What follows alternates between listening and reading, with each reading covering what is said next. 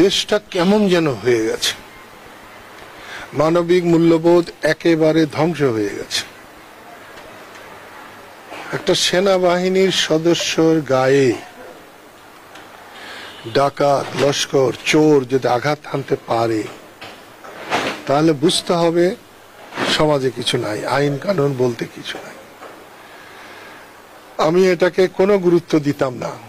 যদি একটা সাধারণ মানুষ হতো, তার পিছনে ছোরা মারছে, চাকু মারছে বা দা দিয়ে আঘাত করেছে, কিন্তু একজন সেনাবাহিনীর পোশাক পরা একজন মানুষের গায়ে দুষ্কৃতিকারীরা যখন আঘাত হানতে পারে বা সাহস পায়, তখন বুঝতে হবে দেশে আইন শৃঙ্খলা বলে অথবা দেশের শাসন ব্যবস্থার প্রতি যে মানুষের একটা শ্রদ্ধা, ভালোবাসা এবং দুষ্ট লোকের যে ভয় থাকে তার কিচ্ছু নেই।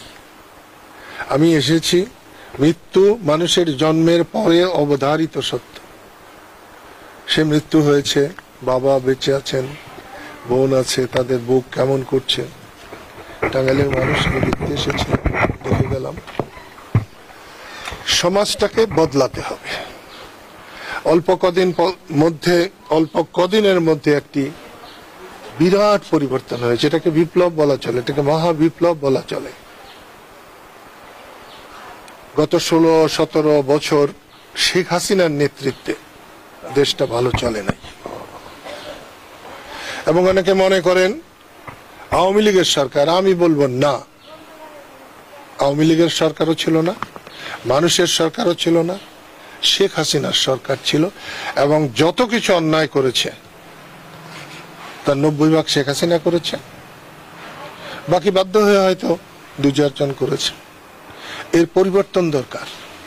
এবং এই বিপ্লব যদি ব্যর্থ হয় তাহলে ভবিষ্যৎ বাংলাদেশের জন্য অন্ধকার। সেই জন্যে বৈষম্য বিরোধী জনতার আন্দোলনের সফলতা ধরে রাখতে হবে।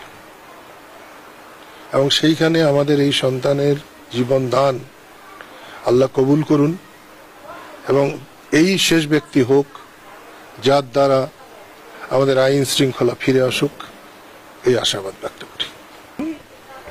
আমি সময়ের কথা সময়ই বলতে চাই। আমি নামাজের সময় অন্য কিছু মনে রাখি না। আমি রাজনীতিকে ইবাদতের মতো মনে করে আমি রাজনীতি করি। এই জন্য আমি প্রচুর সম্মান পেয়েছি, প্রচুর অসম্মানও পেয়েছি, গালাগালিও শুনেছি। এতদিন বেঁচে না থাকলে আমি গালাগালি শুনতাম না।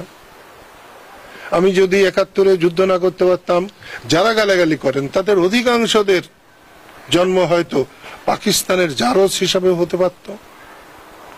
আমি আজকে একজন কাতর বাবা মা, ভাই বোন, ভাই তো আপন ভাই তো নাই, তাদের পাশে শুধু আল্লাহর কাছে দোয়া করবার জন্য এসেছিলাম।